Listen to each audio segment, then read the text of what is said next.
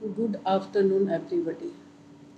बच्चों, आज हम नए चैप्टर की तरफ चलते हैं, तीसरी यूनिट की तरह कि आपको किस तरह की व्याख्या एग्जाम में आती है, किस तरीके के क्वेश्चन आते हैं। तो सबसे पहले हमने जो नाटक पढ़ा था स्कंदगुप्त नाटक, उसमें हम क्या देखते हैं, कौन कौन सी व्याख्याएं हैं ये देखते हैं।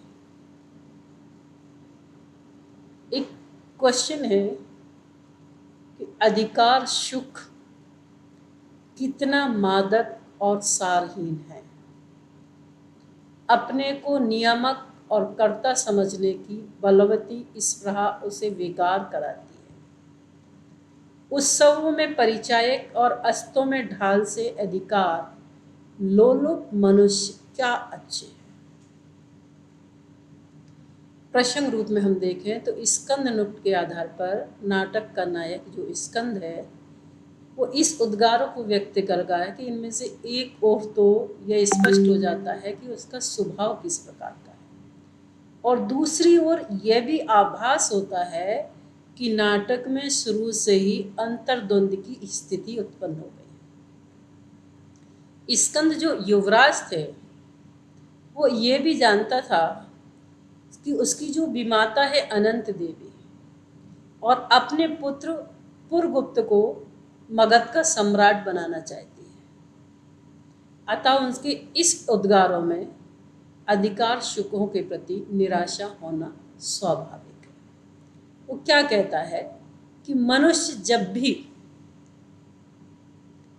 दूसरों पर शासन करने का सुख प्राप्त हो जाता है, जब मनुष्य के मन में ये भावना अधिकार सुख, यानी देखो एक एक शब्द की व्याख्या समझना आप, अधिकार सुख यानी मनुष्य के अंदर जब अधिकार की भावना आ जाए, उसके अंदर वो दूसरों पर शासन करने का सुख प्राप्त हो, तो वह अपने आप का एक अधिकार समझने लगता है। और कितना मादक, फिर वो शराब की भांति बेशुद्ध और मदहोश हो जाता है। अर्थात कहने का मतलब है कि सुख मनुष्य को मतावला बना देता है। जैसे जो व्यक्ति शराब पीता है और शराब पीने के बाद वो बेशुद्ध हो जाता है, वो अपनी माँ को अपनी बहन को पहचानने में असमर्थ होता है, इतना बेशुद्ध हो जाता है। उसी प्रकार जो व्यक्ति दूसरों पर सत्ता करने लगते हैं, अपना अधिकार जताने लगते हैं, वो व्यक्ति भी एक शराब की भांति उनके अंदर एक वो आ जाता है, क्या मदहोशी आ जाती है। कितना मादक और सारहीन है। सारहीन मतलब इसका कोई भी सार नहीं है। यदि वो ऐसा करता है तो वो निकृष्ट समझा जाता है, और वहाँ पहुँचकर जब वो दूसरों पर अधिकार जमा रहा है तो व्यक्ति अपने आप को क्या समझने लगता है, श्रेष्ठ समझने लगता है, और वह स्वयं को प्रत्येक कार्य का नियामक या हर कार्य करने वाला समझता है। इस कार्य की महत्वाकांक्षा या जो उसने नियम बनाए है, उस नियम बनाने की महत्वाकांक्षा उससे ना जाने क्या क्या कराती है। अपने को नियामक और कर्ता समझने की बलवती, यानी उसने जो राजा ने जो नियम बनाए हैं उसके अंदर इतनी महत्वाकांक्षा आ गई कि वो पता नहीं क्या क्या कराता है। कभी वह झूठ स्पृहा उसे बेगार कराती है, कभी वह झूठ सच भला बुरा सब कुछ करने को प्रस्तुत होता है। प्रसाद जी के स्कंद के माध्यम से यहाँ स्पष्ट हो रहा है कि अधिकार सुख प्राप्त होने पर व्यक्ति भले ही गर्भ में आकर अपने को सर्वोपरि समझ बैठे, परंतु उनका महत्व है उत्सव में काम करने वाले नौकरों के समान या युद्ध में काम करने वाले ढाल के समान। उन्होंने कहा उत्सवों में परिचायक और अस्तों में ढाल। उस व्यक्ति की क्या औजायक होती है, किसी उत्सव में जो नौकर काम कर रहा है या तो उसके समान है या लड़ाई में वो ढाल के समान है, और इससे अधिक नहीं है। इसका अर्थ यह है कि जिस प्रकार उत्सव के प्रसंग में नौकर को प्रत्येक कार्य करने के लिए परिश्रम करना पड़ता है और युद्ध में ढाल में पर भी सभी के प्रहार करते हैं, उसी प्रकार से अधिकार लोलुप मनुष्य क्या अच्छे हैं। उसी प्रकार से अधिकार के लिए लड़ने वाला लोभी व्यक्ति प्रत्येक कार्य में आगे रहकर भी बुरा भला सब कुछ सहन करना पड़ता है। अर्थात हम मोटे रूप में कह दें, मोटे रूप में आपको समझा दें कि अधिकार सुख माने अधिकार प्राप्त करने के लिए, और वो अधिकार को सुख समझ रहा है। तो कितना मादक, जिस प्रकार शराबी की स्थिति होती थी, उसी प्रकार जो व्यक्ति अधिकार चाह रहा है, अधिकार छीनता है, उसकी स्थिति है, और सारहीन है, उसका कोई महत्व नहीं है। अपने को नियामक, अपने को वो अधिकारी समझ रहा है, कर्ता समझता है, बलवती इस पर ये बेगार कराती है, लेकिन वो सब झूठे बड़े काम कराते हैं, सब भले बुरे काम उसको करने पड़ते हैं। और उस व्यक्ति की स्थिति कैसे हो गई, उत्सव में परिचायक, जो कोई बड़ा उत्सव चल रहा है उसमें नौकरों जैसी स्थिति हो गई है। अस्त्रों में ढाल, जैसे लड़ाई चल रही है तो ढाल पर सब प्रहार करते, उसी प्रकार ढाल के समान उस व्यक्ति की स्थिति हो गई है। अधिकार लोलुप मनुष्य क्या अच्छे, ऐसी लोलुपता में पड़कर मनुष्य की कोई इज्जत नहीं होती है, उन्हें सब कुछ सहन करना पड़ता है।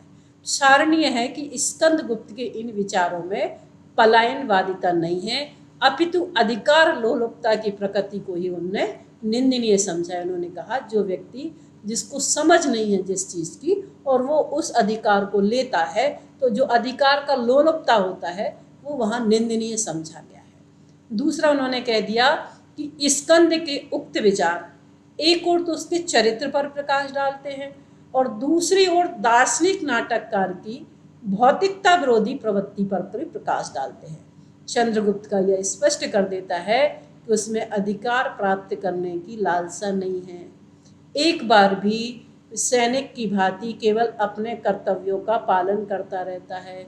इस नाटककार में आरंभ से ही पाठकों के मन में एक उत्सुकता पैदा होती है। प्रथम वाक्य पढ़कर वो भौतिकता के रंग में रंगा हुआ पाठक गंभीर हो जाता है।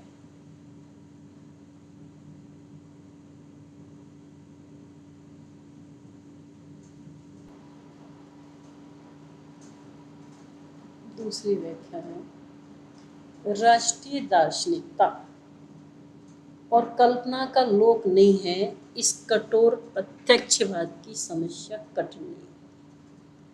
गुप्त साम्राज्य की उत्तरोत्तर वृद्धि के साथ उसका उत्तरदायित्व भी बढ़ गया है, पर बोझ को उठाने के लिए गुप्त कल के शासक प्रस्तुत नहीं है, क्योंकि साम्राज्य लक्ष्मी को वो अब अनायास और अवश्य अपनी शरण आने वाली वस्तु समझ गए। इसमें क्या कहा गया है, राष्ट्रीय नीति, दार्शनिकता और कल्पना का लोक नहीं है। मतलब मगध के जो महानायक हैं कर्णदत्त, वो युवराज की उदासीनता उन्हें अच्छी नहीं लग रही है। मगध के महानायक को जो स्कंदगुप्त थे उनकी उदासीनता अच्छी नहीं लगती है। वो चाहते हैं कि वो अपने स्कंद के उत्तरदायित्व को समझे। उनसे काफ़ी तर्क वितर्क करने पर भी जब स्कंद उनसे कहता है कि आप जैसे महावीर के होते हुए मुझे कोई चिंता की बात नहीं है, आवश्यकता नहीं है, तब कर्णदत्त ने जो विचार किए हैं वो इन पंक्तियों में अंकित है। उन्होंने क्या कहा, कर्णदत्त का कहना है कि राष्ट्र नीति दार्शनिक नहीं है और ना ही ये कल्पना जगत की है। जो राष्ट्र नीति होती है वो दर्शनीय नहीं होती है और न ही वो कल्पना जगत की है, बल्कि उसमें तो व्यवहार बात स्पष्ट रूप से दिखाई दिया जाना चाहिए। इसका अर्थ है कि केवल भाषण से या तर्क वितर्क से राष्ट्रनीति की समस्याएं नहीं सुलझ सकती हैं। क्या कहा, सिर्फ भाषणबाजी करने से या तर्क वितर्क करने से राष्ट्रनीति की समस्याएं नहीं सुलझ सकती। उसमें वास्तविक कार्यों का महत्व होता है, उसमें वास्तविकता का महत्व है। किसी भी कार्य को करने के लिए यदि हम तर्क वितर्क करना शुरू कर दें, है ना, और काम ना करें तो वो काम संभव नहीं है। तो यहाँ कर्णदत्त भी स्कंदगुप्त से यही कह रहे हैं कि राष्ट्रीय दार्शनिक नहीं होता है और न ही वो काल्पनिक है, वो तो व्यवहारिक दृष्टि से विचार किए जाना योग्य है। इसका सीधा सीधा अर्थ है कि आप चाहे कोई भाषणबाजी करते हो, तर्क विषय राष्ट्रीयता की समस्याएं नहीं सुलझती हैं। आगे पर्णपत्य क्या कह रहे हैं स्कंदगुप्त से कि गुप्त साम्राज्य की पीड़ा सीमाएं बढ़ जाने पर, जो गुप्त साम्राज्य है उनकी उत्तरोत्तर वृद्धि, मतलब गुप्त साम्राज्य की अब सीमाएं बढ़ गई हैं, उत्तरोत्तर हो गई, तो उनका उत्तरदायित्व भी बढ़ गया है।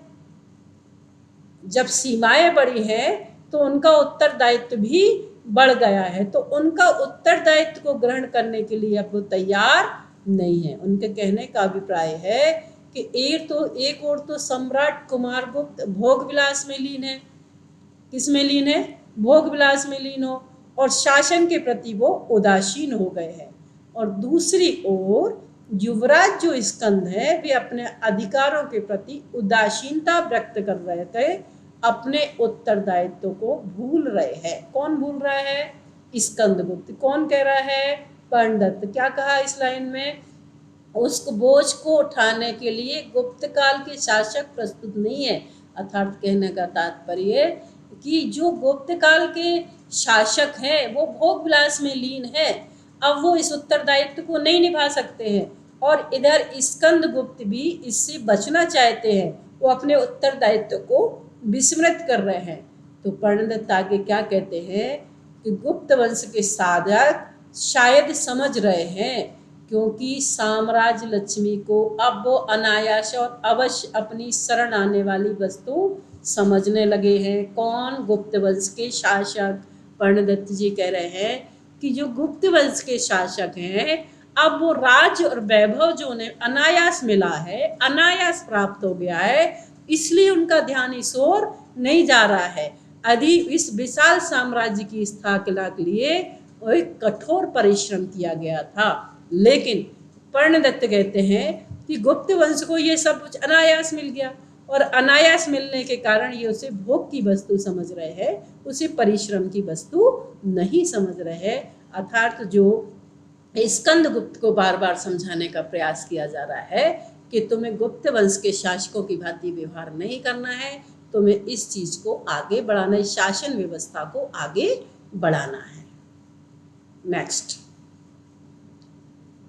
अमृत के सरोवर में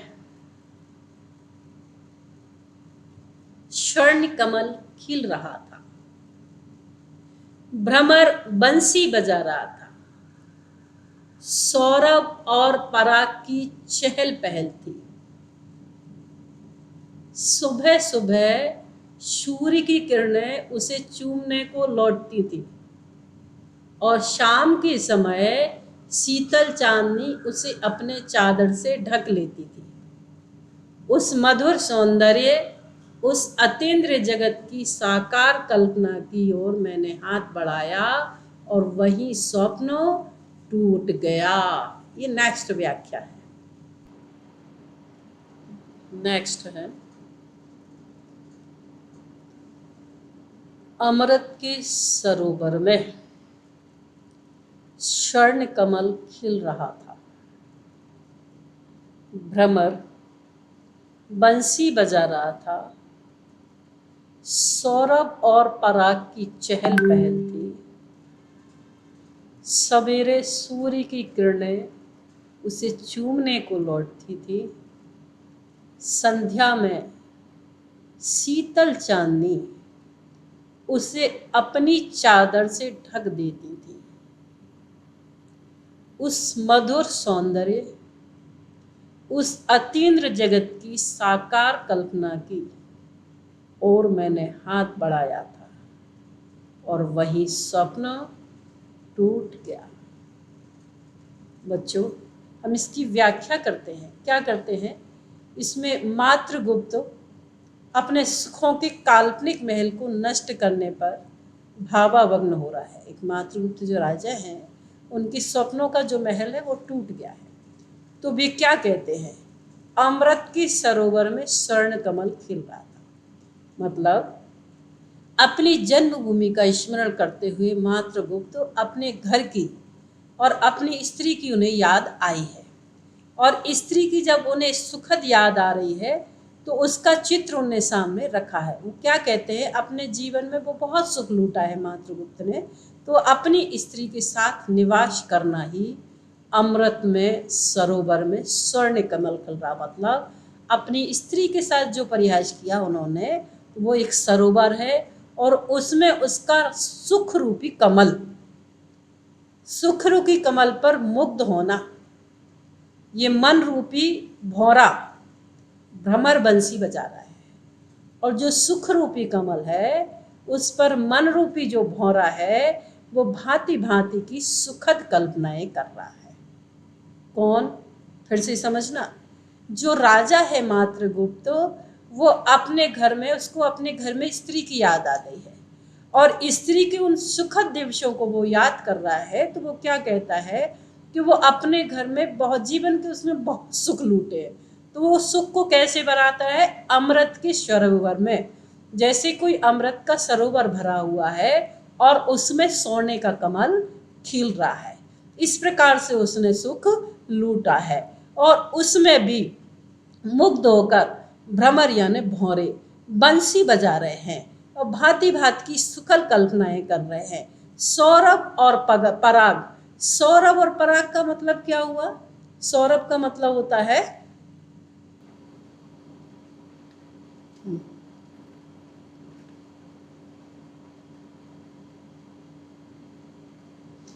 क्या कहा? जब वो अपनी स्त्री के साथ निवास करता है, यानी अमृत का सरोवर है जिसमें उसका सुख रूपी कमल पर वो मुग्ध हो रहा है। और मेरा मन रूपी जो भौरा है, मेरा जो मन है वो किसके समान है? भौरे के समान।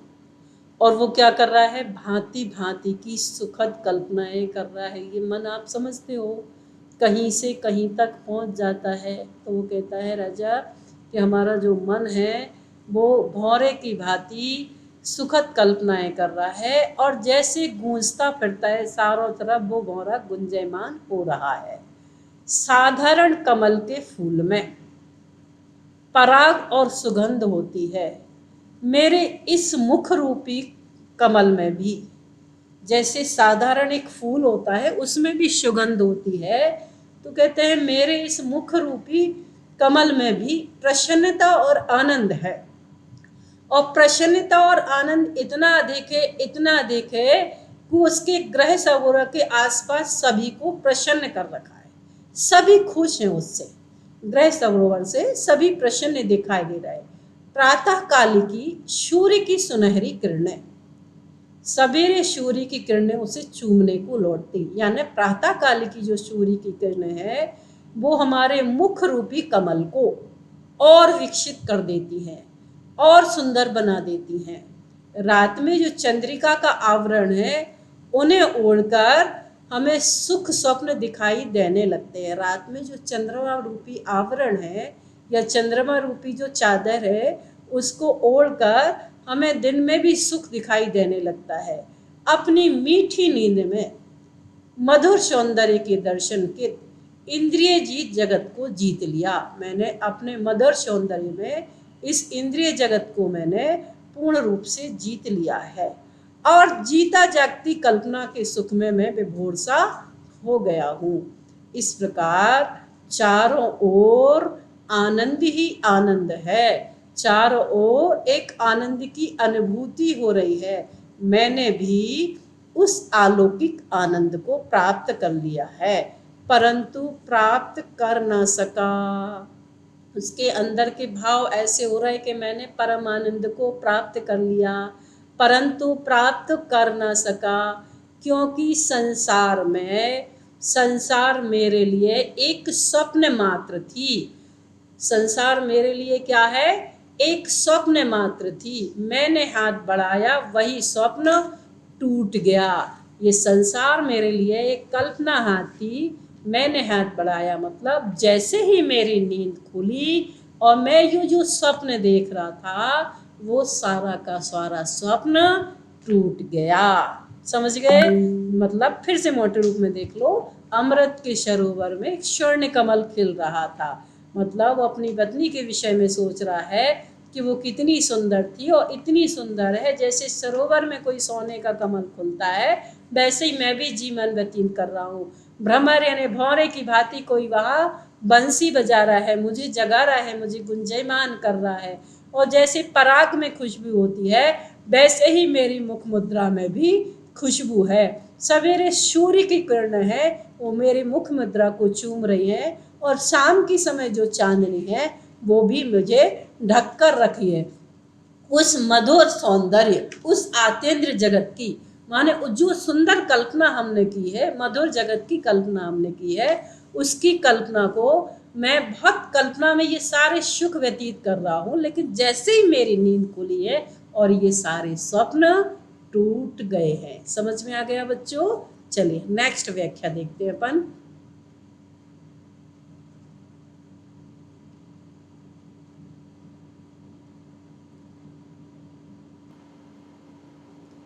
हाँ जी, अब अपन नेक्स्ट व्याख्या की ओर चलेंगे। क्या है? उस हिमालय के ऊपर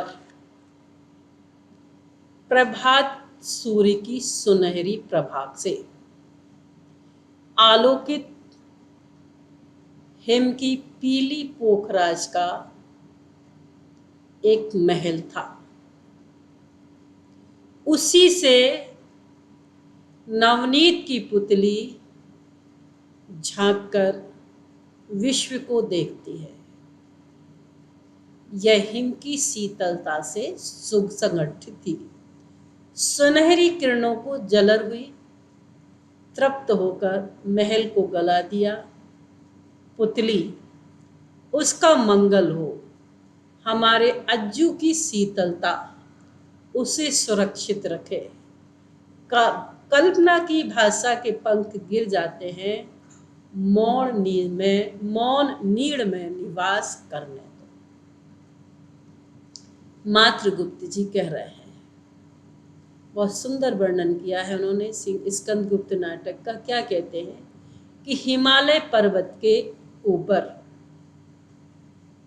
हिमालय के ऊपर प्रभात सूर्य की सुनहरी प्रभा, यानी जो पर्वत है हिमालय पर्वत, उनकी किरणों से आलोकित पीले पोखराज का एक महल था। क्या कह रहे हैं मातृगुप्त जी कि जो हिमालय पर्वत के ऊपर जो सूर्य की किरणें पड़ रही हैं, उससे ऐसा लग रहा है कि कोई एक पोखराज का महल है, पीले पोखराज का एक महल था। उसी में नवनीत की पुतली झांककर विश्व को देखती थी। उसी महल में नवनीत की यानी घी की पुतलियां झांक झांक कर देख रही हैं। क्या कौन सी पुतली झांक रही है? मक्खन की, मक्खन की भांति। वह मक्खन की भांति स्निग्ध और कोमल बर्फ की भांति श्वेत और शीतल थी।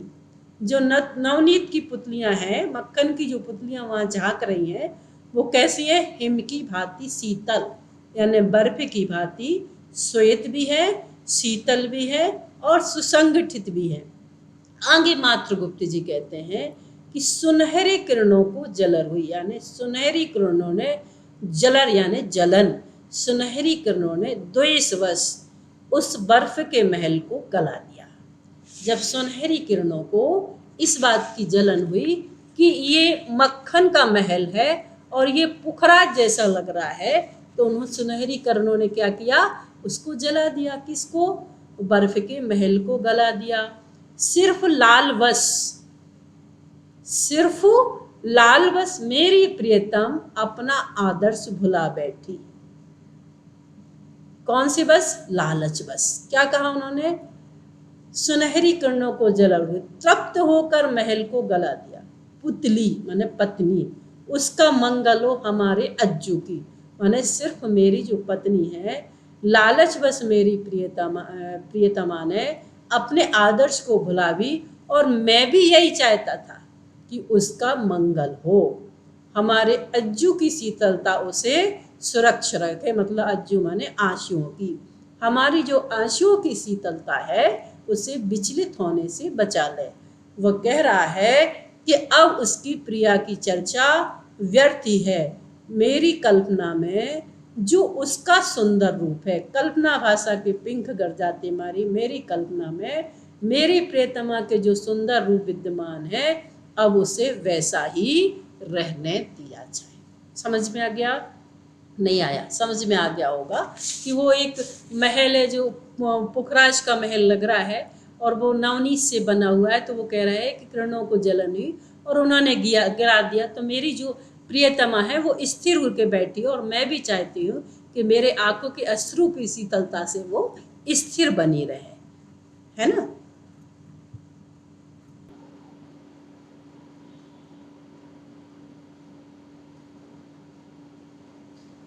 यदि वह विष इंद्रजाल ही है तो इस इंद्रजाली की अनंत इच्छा को पूर्ण करने का साधन यह मधुर मोह चिरजीवी हो और अभिलाषा से मचलने वाले भूखे हृदय को आहार मिले।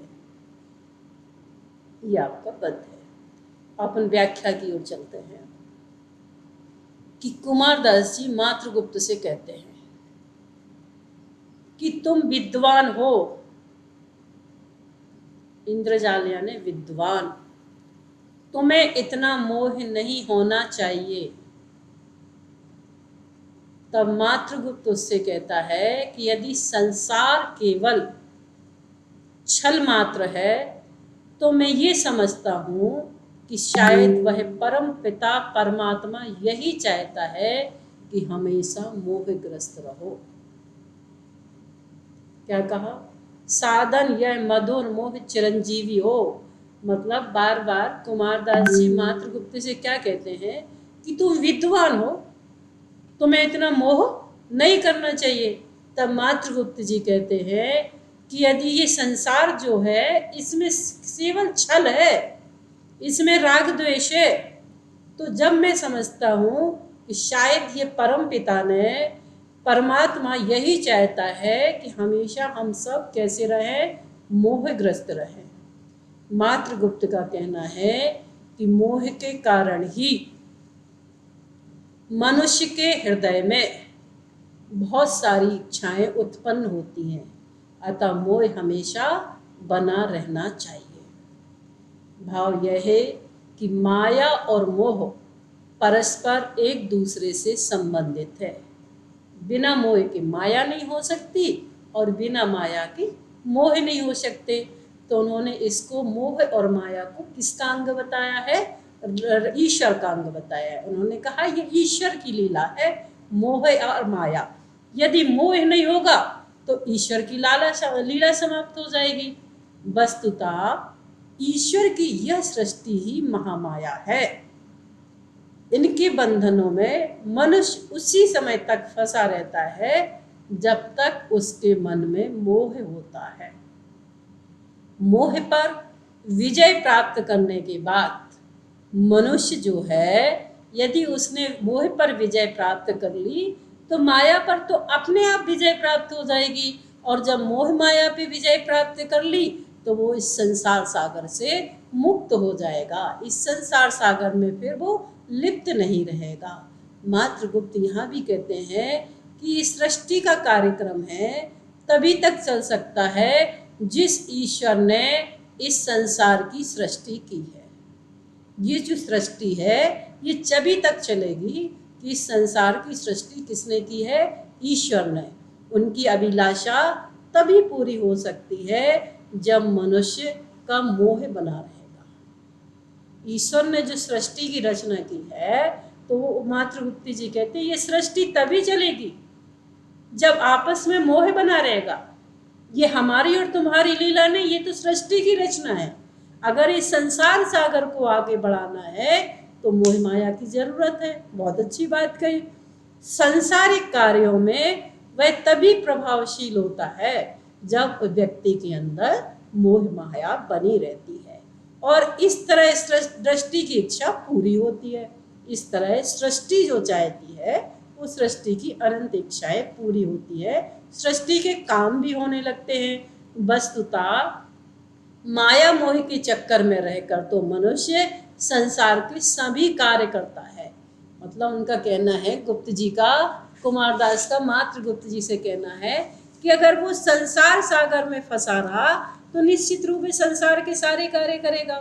मोह माया में फंसा है और यदि वो मोह माया से हट जाता है तो वो संसार के कोई भी कार्य नहीं कर सकता है। कहने का मतलब है, इन्होंने बड़ा सुंदर चित्रण किया है कि संसार सागर है और ये जो सृष्टि चल रही है वो मोह माया से चल रही है। यदि व्यक्ति के अंदर से, और जो मोह माया है वो किसकी देन है? ईश्वर की देन है, ईश्वर ने दिया है। अगर ईश्वर सृष्टि की रचना करना चाहता है, ईश्वर सृष्टि को आगे बढ़ाना चाहता है, तो व्यक्ति मोह माया में फंसेगा, और जब मोह माया में फंसेगा तभी सृष्टि आगे चलेगी। यदि व्यक्ति मोह माया से निर्लिप्त होता है तो फिर वो कहाँ होगा? उसकी सृष्टि की रचना कहाँ होगी? उसका घर परिवार कैसे बनेगा? जब मोह माया खत्म हुआ तो फिर तो वो परमात्मा की ओर अग्रसर हो जाएगा, तो फिर वो एक ग्रस्त अवस्था में जीने लायक नहीं है, फिर वो तो परमात्मा बनने की लोग अग्रसर है। यहाँ मातृगुप्त जी ने इस विषय को बड़े अच्छे से समझाया है। नेक्स्ट विषय क्या है अपन देखते हैं। उसकी चिंता नहीं, दैन्य जीवन के प्रचंड आतम में। क्या कहा? उसकी चिंता नहीं, दैन्य जीवन के प्रचंड आतम में सुंदर स्नेह मेरी छाया बने, झुलसा हुआ जीवन धन्य हो जाएगा। फिर से पढ़ो। उसकी चिंता नहीं, दैन्य जीवन के प्रचंड आतप में सुंदर स्नेह मेरी छाया बने, झुलसा हुआ जीवन धन्य हो जाएगा। यहाँ कुमारगुप्त क्या कह रहे हैं मातृगुप्त से कि तुम्हारा भविष्य जो है वो उज्जवल जान पड़ता है। तुम्हारा भविष्य कैसा जान पड़ता है? उज्जवल। परंतु मातृगुप्त ने भविष्य के प्रति उदासीनता व्यक्त करते हुए कहा है। कुमारगुप्त फिर मातृगुप्त से कहते हैं कि उसकी चिंता नहीं, मतलब तुम्हारा भविष्य जो है बड़ा उज्जवल है, परंतु मातृगुप्त ने भविष्य के प्रति उदासीनता व्यक्त की है। और क्या कहा कि भविष्य की तनिक भी चिंता नहीं है, और मैं तो केवल प्रेम से ही संबंध रखता हूं। क्या कहा? भविष्य की मुझे चिंता नहीं है, मैं सिर्फ संबंध किससे रखता हूं? मैं प्रेम से ही संबंध रखता हूं। उनका कहना है कि निर्धनता के कारण मेरा जो जीवन है वो विषमता की ज्वाला में दग्ध हो गया है, दैन्य जीवन की प्रचंड आतप में। मतलब निर्धनता के कारण मेरा जीवन जो है वो कैसा हो गया है? झुलस गया है। अगर मेरे पास निर्धनता नहीं होती, विषमता की ज्वाला नहीं होती, तो मैं बहुत आगे बढ़ जाता, लेकिन प्रेम ही अब एकमात्र ऐसा आलंबन है। क्या कहते हैं मातृगुप्त? कि प्रेम ही एक ऐसा आलंबन है जो स्नेह रूपी वृक्ष की शीतल छाया के स्नेह मेरी छाया बने। उन्होंने कहा है कि स्नेह रूपी वृक्ष की शीतल छाया ही अब निर्धनता रूपी भीषण गर्मी में मेरी रक्षा कर सकता है। जो मेरे जीवन में निर्धनता आई है उसकी रक्षा कौन कर सकता है? शीतल छाया। कौन सी शीतल छाया? स्नेह रूपी शीतल छाया। अतः यदि मुझे प्रेम प्राप्त हो जाएगा तो मैं अपने जीवन को सुखी बना लूंगा, जीवन झुलसा हुआ जीवन धन्य हो जाएगा। यदि मेरे अंदर प्रेम की अनुभूति आ गई। किससे प्रेम? सामान्य जन से प्रेम नहीं, परमात्मा से प्रेम। यदि मेरे अंदर प्रेम की अनुभूति आ गई तो मेरा सारा का सारा जीवन सुखी हो जाएगा। अब नेक्स्ट देखते हैं हम क्या है। इस गतिशील जगत में परिवर्तन पर आश्चर्य। परिवर्तन रुका कि महापरिवर्तन प्रलय हुआ। परिवर्तन ही सृष्टि है, जीवन है, और स्थिर होना मृत्यु है। निश्रेष्ट शांति भरण है, प्रकृति क्रियाशील है। समय पुरुष और स्त्री की गेंद लेकर दोनों हाथ से खेलता है। पुल्लिंग और स्त्रीलिंग की समष्टि अभिव्यक्ति की कुंजी है। पुरुष उछाल दिया जाता है, उत्प्रेषण होता है, स्त्री आकर्षण करती है। यही जड़ प्रकृति का चेतन रहस्य है। यहाँ पर गुप्त साम्राज्य जो है बहुत सुदृढ़ समझा जाता है, मजबूत समझा जाता है। उसकी स्थिति में किसी भी प्रकार का परिवर्तन होने पर जो साम्राज्य है, गुप्त साम्राज्य बहुत सुदृढ़ है। तो वो कहते हैं कि मातृगुप्त जी कहते हैं कि उसकी स्थिति में किसी प्रकार का कोई परिवर्तन नहीं हो सकता, और ना ही मुझे ऐसी आशा है कि उसमें कोई परिवर्तन होगा। अब उन्होंने कुमारदास के मुख से क्या सुना कि गुप्त जी, साम्राज्य का युग भी शीघ्र ही परिवर्तन हो जाएगा। उन्होंने क्या कहा कि सुनो कुमार गुप्त जी, जो साम्राज्य का जीवन है ये भी समाप्त हो जाएगा। अब उसे बड़ा आश्चर्य हुआ। उसके मन में एक भ्रांति है कि मैंने जो साम्राज्य संभाल रखा इसका अंत नहीं होगा। तो जब जीवन का अंत होगा तो साम्राज्य का अंत होना ही होना है। तो जब हमको समझाया गया कि साम्राज्य का एक युग भी अंत हो जाएगा तो उसको बड़ा आश्चर्य हुआ।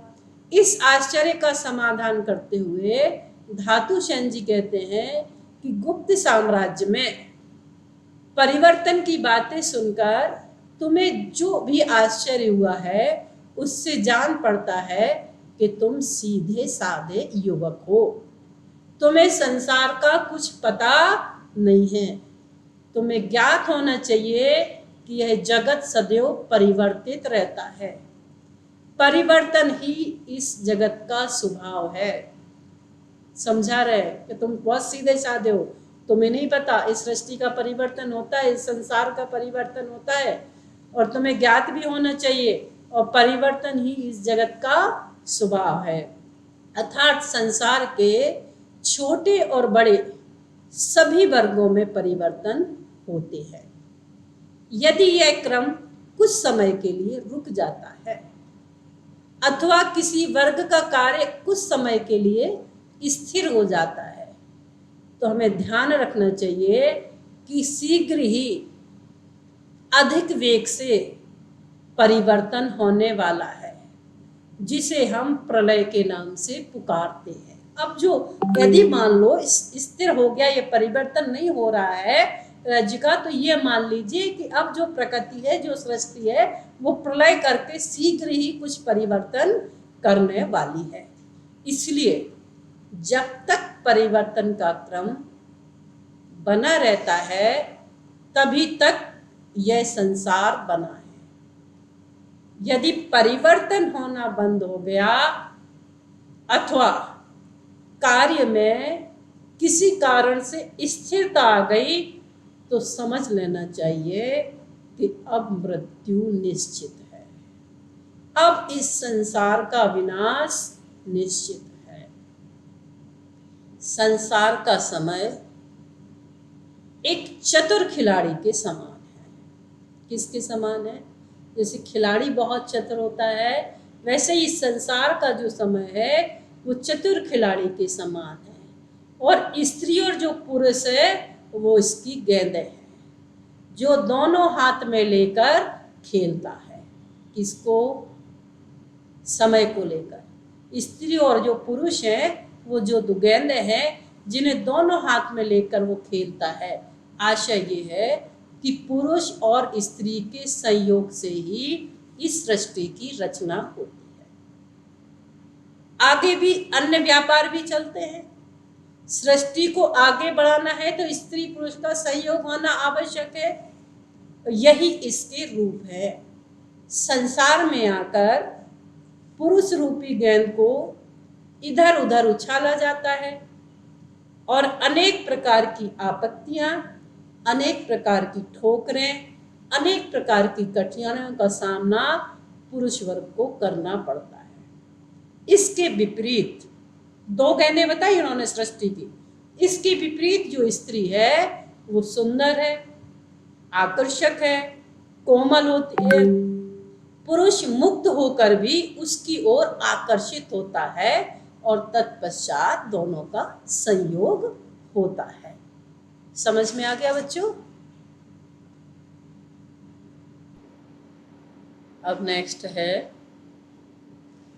सुकवि शिरोमणि।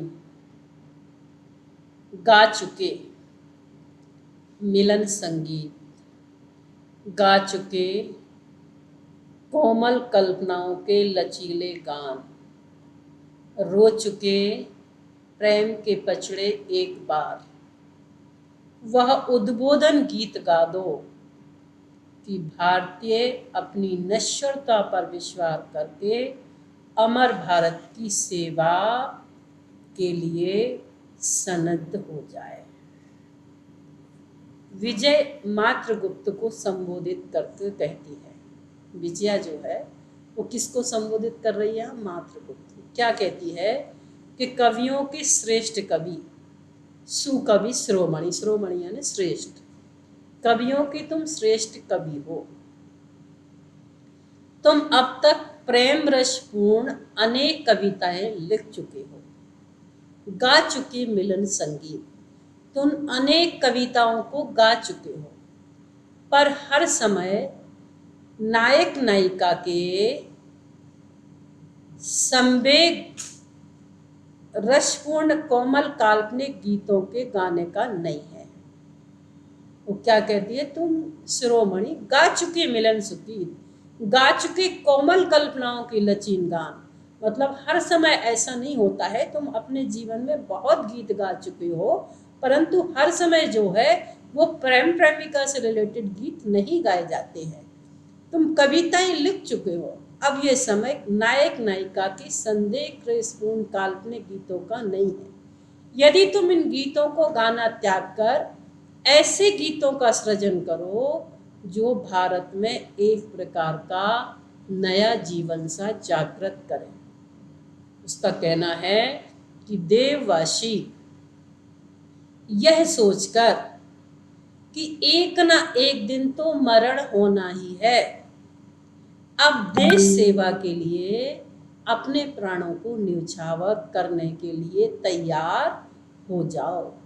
उन्हें यह प्रेरणा कविताओं के द्वारा मिल सकती है। अतः तुम्हारा मातृगुप्त का कर्तव्य है कि तुम श्रृंगारिक कविताएं लिखना छोड़ दो और अब देशपूर्ण गीत, देशभक्ति से संबंधित गीत लिखो, जिसमें तुम्हारे अंदर जो है वो देश राष्ट्रंग की भावना हटकर देश प्रेम की भावना जागृत हो। नेक्स्ट, कष्ट हृदय की कसौटी है, तपस्या अग्नि है सम्राट। यदि इतना भी ना कर सको तो क्या सत्र क्षणिक सुखों का अंत है, जिसमें सुखों का अंत ना हो, इसलिए सुख करना ही ना चाहिए। देवसेना जो है वो स्कंदगुप्त को समझाते हुए कह रही है कि मनुष्य को हमेशा कष्टमयी साधना के लिए तत्पर रहना चाहिए, और यदि स्कंद जैसा वीर पुरुष कष्टों से विचलित हो जाएगा तो फिर कौन उसे वीर पुरुष मानेगा? कौन समझा रही है? देवसेना। किसको समझा रही है? स्कंदगुप्त को। क्या कह रही है कि मनुष्य को हमेशा कष्टमय साधना के लिए तत्पर रहना चाहिए। यदि स्कंद जैसा वीर पुरुष अगर कोई है और यदि वो कष्टों से विचलित हो जाएगा तो फिर कुछ कौन से वीर पुरुष मानेगा? देवसेना या स्कंद से भी कहती है कि संसार के जितने भी सुख हैं वो क्षण मात्र के लिए है और वो क्षण मात्र में नष्ट हो जाएंगे, और उन सुख से अल्पकालिक, और जो सुख है वो कैसे होते हैं? अल्पकालिक होते हैं। अतः मनुष्य को चाहिए कि वो सुख की अभिलाषा ना करे। उसके कहने का अभिप्राय है कि सुख की कामना से ही मन पीड़ित होता है। यदि हम सुख की इच्छा नहीं करेंगे तो हमें किसी प्रकार की पीड़ा नहीं होगी, क्योंकि एक व्यक्ति को सुख ही है जो दुख की ओर ले जाता, दुख नहीं है जो सुख की ओर ले जाता, लेकिन सुख ही है जो दुख की ओर ले जाता है। तो बार बार कहती है कि अब व्यक्ति को इन अनंत सुखों की जो लालसा है वो छोड़ देना चाहिए, क्षणिक सुख पर भी विश्वास नहीं करना चाहिए, अब उसे अध्यात्म की ओर आगे बढ़ना चाहिए।